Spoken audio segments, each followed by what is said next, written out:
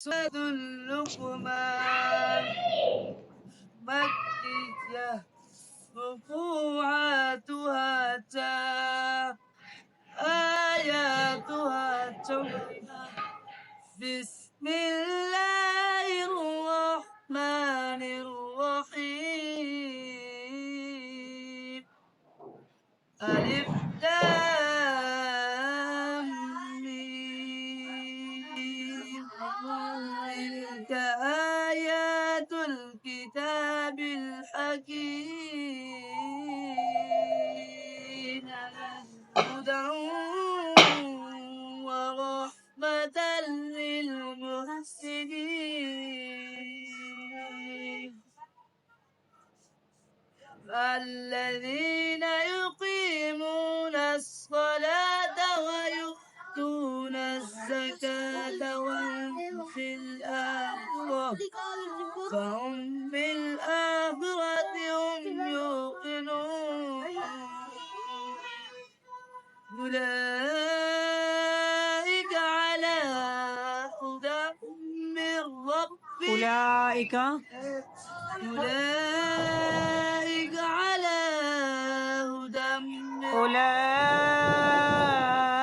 على هدى من ربهم وأولئك هم المفلحون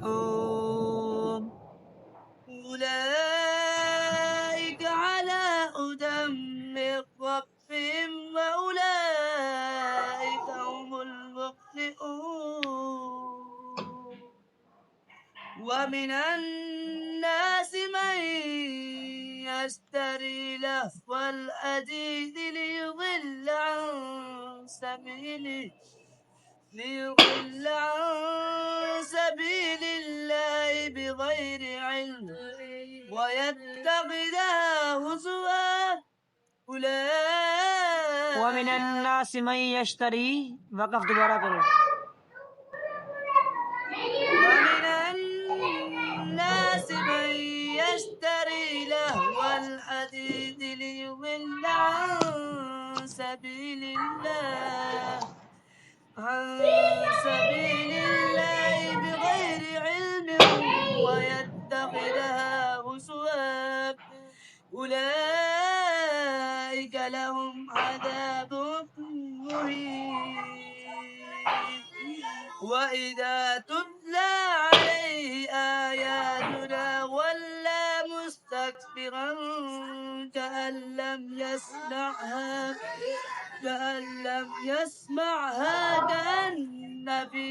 أذنيه وقرا فبشره بعذاب أليم إن الذين آمنوا وعملوا الصالحات لهم جنات النعيم خالدين فيها وعد الله حقا وهو العزيز الحكيم خلق السماوات بغير عمد ترونها وألقى في الأرض